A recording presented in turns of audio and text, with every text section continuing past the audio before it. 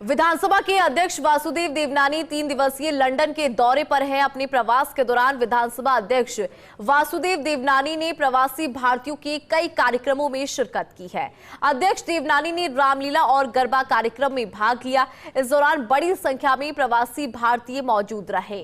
विधानसभा अध्यक्ष वासुदेव देवनानी ने लंदन के प्रमुख दर्शनीय स्थलों के साथ साथ ब्रिटिश संसद का भी भ्रमण किया। साथ ही लोगों के साथ में संवाद भी किया। इस मौके पर राजस्थान विधानसभा के अध्यक्ष वासुदेव देवनानी से खास बातचीत की है फर्स्ट इंडिया की संवाददाता राज नंदिनी ने। देखिए, आज हमारे साथ मौजूद है वासुदेव देवनानी जी। आपका बहुत बहुत स्वागत है लंदन में। फर्स्ट इंडिया की पूरी टीम भी आपका स्वागत करना चाहती है क्योंकि हम लंदन में भी मौजूद हैं। और आपको सबसे पहले मैं पूछना चाहूँगी, लंदन आके कैसा लग रहा है? आपका पहला दौरा है लंदन में।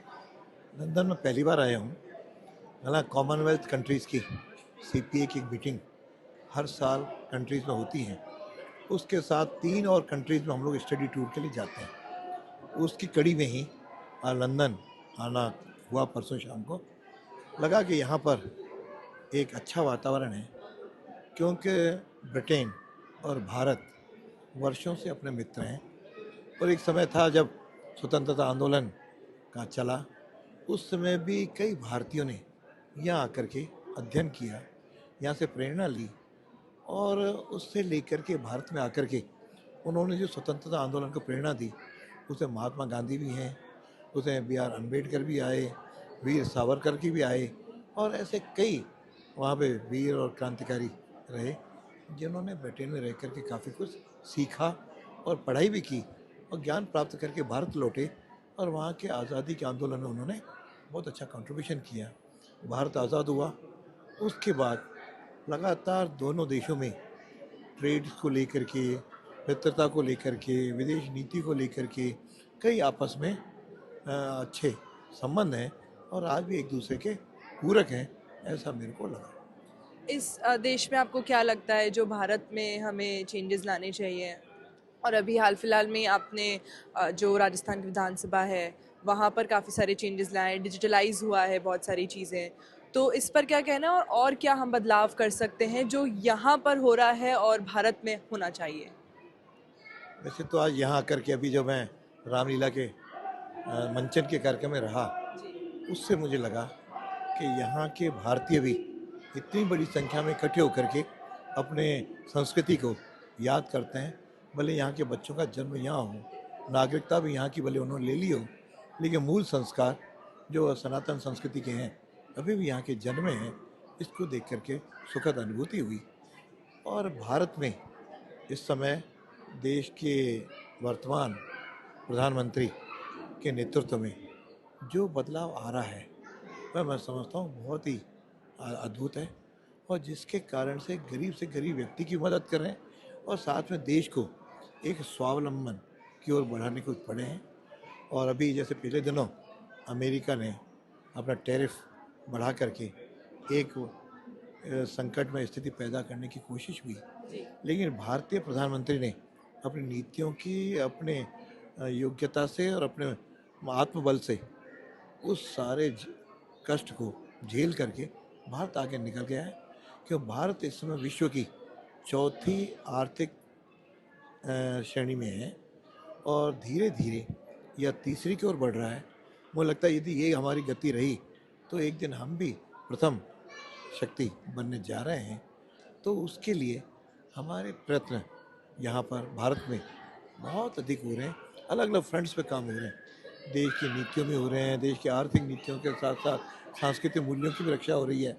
आज इसका मंचन हुआ, भगवान राम का मंदिर भारत में जो 500 वर्षों के संघर्ष हम लोग कर रहे थे वह भी वहाँ पे बना। कश्मीर की समस्या को भी उन्होंने आगे समाधान की ओर बढ़े हैं। और जिस प्रकार से ये वहाँ पर शासन के द्वारा जो गरीबी को समाप्त करने का प्रयास है, मुझे कहते हुए प्रसन्नता है कि 25 करोड़ लोग गरीबी रेखा से मोदी जी के आने के बाद बाहर आए हैं। तो ये एक सुखद अनुभूति है।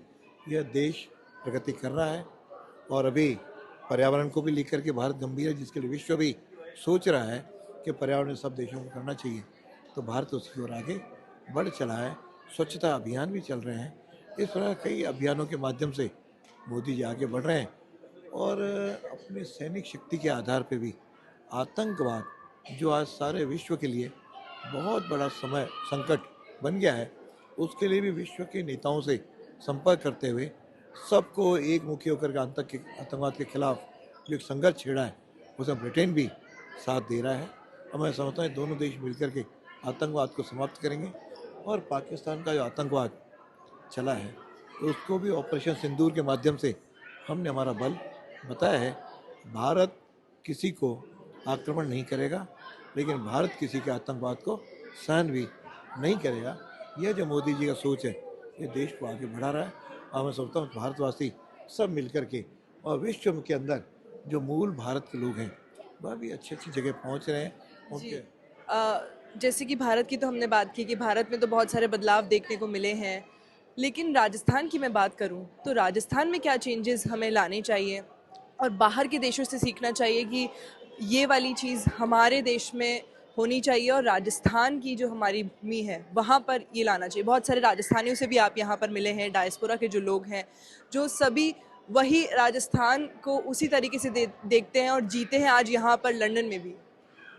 राजस्थान सांस्कृतिक दृष्टि से और आध्यात्मिक दृष्टि से, ऐतिहासिक दृष्टि से सबसे श्रेष्ठ प्रदेश है।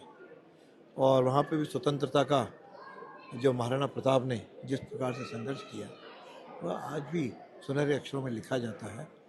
और उस राजस्थान में हम लोग परिवर्तन आर्थिक नीतियों से भी कर रहे हैं और टेक्नोलॉजी की ओर भी हम बढ़ रहे हैं। जैसे हमारे विधानसभा में हमने इसको पेपरलेस बनाया है और यह एक मैं समझता हूँ बहुत बड़ा टेक्नोलॉजी का उपयोग करते हुए एक मोड़ दिया है। हर विधायक वहाँ पे टेक्नोलॉजी सीख करके और अपने आईपैड पे हर अपने सीट पे काम करता है, ये देख के प्रसन्नता हुई। हमारे यहाँ म्यूज़ियम है, उसको भी हमने मॉडर्न बनाया है और उस म्यूज़ियम के अंदर सारे राजस्थान के सन 52 से लेकर आज तक के दृश्य को हमने दिखाया है। तो मैं समझता हूँ कि जो वीरता का संदेश राजस्थान ने दिया है और आज ये राजस्थानी सारे विश्व के अंदर जा कर के अपने परिश्रम से, अपने संस्कारों से, अपने योग्यता से वहाँ अपना स्थान बनाया है। और सब देशों में जहाँ जा रहा हूँ वहाँ ऐसा प्रदर्शन होता है जैसे दूध में शक्कर मिल गई हो, वो भी वहाँ जा कर के वहीं की भाषा सीख करके हो गए। लेकिन मैं हर जगह एक बात ज़रूर कहता हूँ, आज उनकी कर्म भूमि तो वास्तव में ये बन गई है। अलग अलग देशों में, ब्रिटेन में ब्रिटिश वासियों की बन गई, लेकिन कर्म भूमि के साथ साथ अपने जन्मभूमि का भी स्मरण करें और जन्मभूमि को भूलें नहीं, वहाँ आते रहें और एक दूसरे देशों के लिए एक एम्बेसडर बन करके दोनों के बीच में काम करें और दोनों को एक दूसरे के आगे बढ़ने में एक सहभागी बन करके भाई की तरह आगे बढ़ें। Thank you so much sir, आपका फर्स्ट इंडिया के साथ जुड़ने के लिए।